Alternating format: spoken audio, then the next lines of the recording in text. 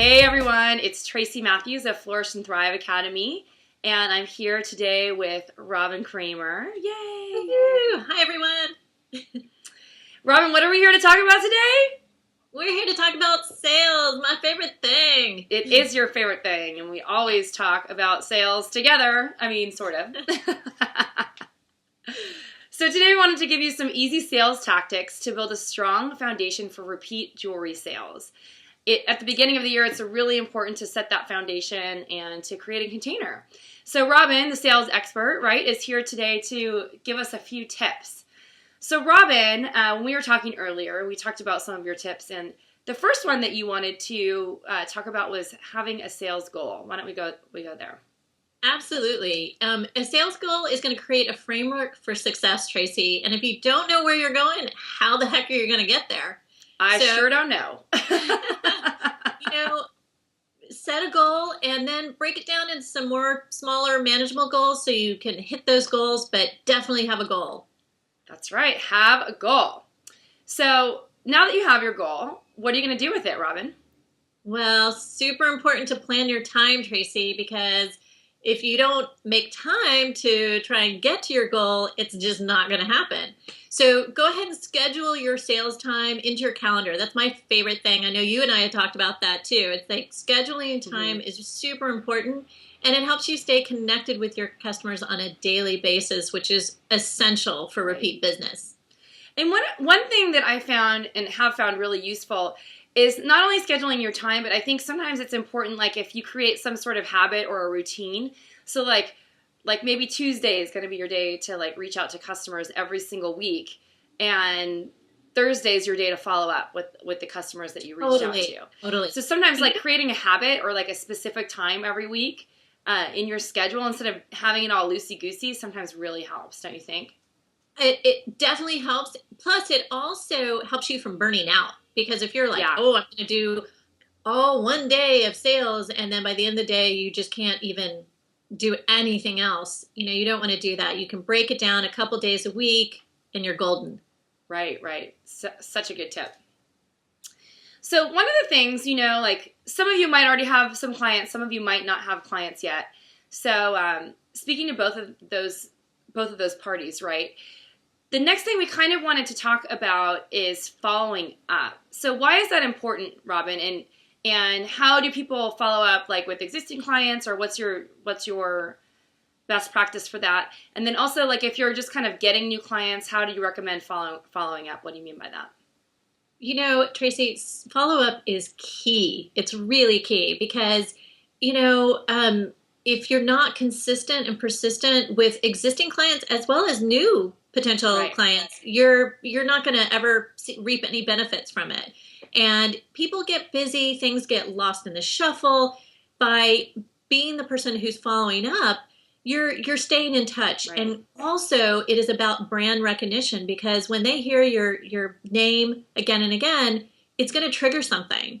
And it's been said, it takes 7 times before a client might buy from you. So it's 7 times of getting in front of them and getting them your name out there. So being persistent and consistent on that is super important, but following up in a nice way. We talked about that earlier. Right. Like you don't want to follow up being like, okay, I haven't heard from you. You want to follow up saying, hey, just checking in. Yeah, because sometimes they forget. And I think that, if you can kind of keep them, pace them along the process of like whatever it is that you need, whether it be that you're working with custom clients or you're doing wholesale or you're working retail directly with clients, who want to place an order with you. All very important to keep following up, right? Absolutely. So we've talked about relationships a lot at Flourish and Thrive Academy. So tell me a little bit about why getting to know your clients is important and relationship building and how it all relates to sales anyway. Well, relationship building is my favorite thing about sales. I mean, goals and reaching sales goals are awesome, but it's the people. Right. And the more you build the relationships, the more your clients are going to be dedicated to you, and they're going to come back to you again and again. So it's far easier to sell to existing customers than new ones. So get to know your clients and have them come back to you. Make them want to come back to you. Make them want to come back. And we do that how, Robin?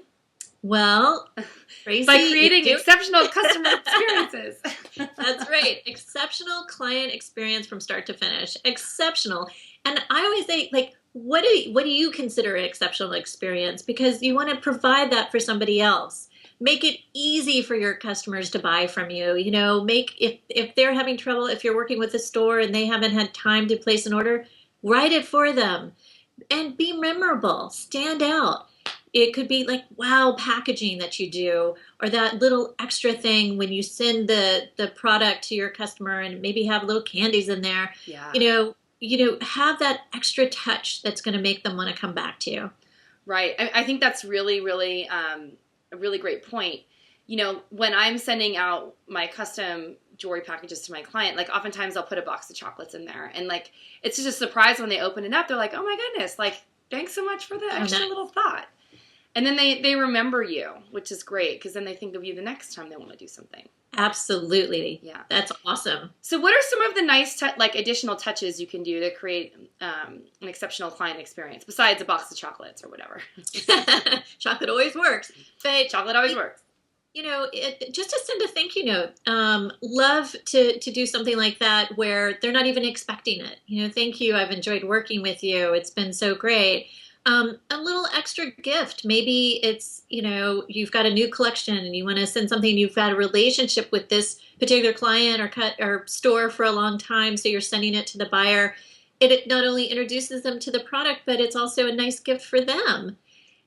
Birthdays are great. Remembering birthdays are really awesome. As I said before, addressing their needs in advance by maybe doing an order for them so you can help them do their job better. Right. Yeah. And so I think in a custom business, one of the services I offer is remembering birthdays for my clients, or big anniversaries. I can't kind of keep a little track record. So if something's coming up and I have a client that I've been working with for a while and he needs to buy his wife something, it helps them out a lot.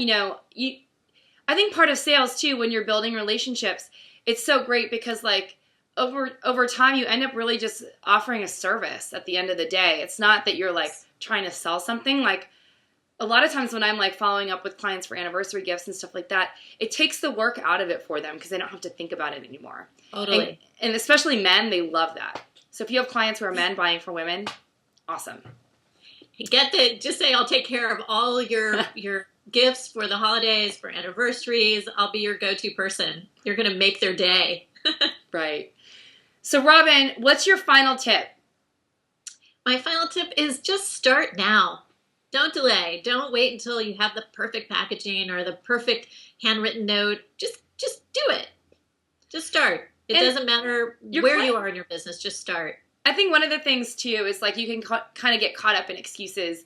And at the end of the day, what we always say, I feel like I've said at the end of the day a lot, but when all is said and done, if you're not making sales, you don't have a business, you have a hobby. So we want to really emphasize that you need to start wherever you are. You're never going to have the perfect website. You're never going to have the perfect packaging. There's always going to be something that bothers you, probably, because it's so personal to you. So just put that stuff aside, start where you are, and then move forward and keep getting better. That's what we like to do.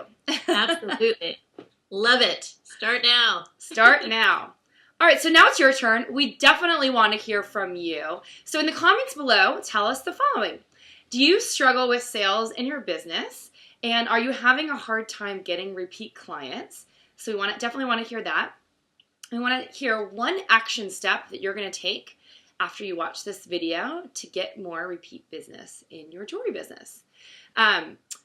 If you like what you watch, make sure you come over and join us over at flourishthriveacademy.com. And you can click on the link below. There is a link to some other free trainings that we have going on right now on our Insiders Tips and Tricks page. And you can learn everything you need to know about laying a strong foundation for your jewelry business. Thank you so much for joining us today. Signing off from Tracy. Robin, do you want to sign off? Hi. Thank you all so much. And go out there. Go out there and make some sales and get those repeat customers coming.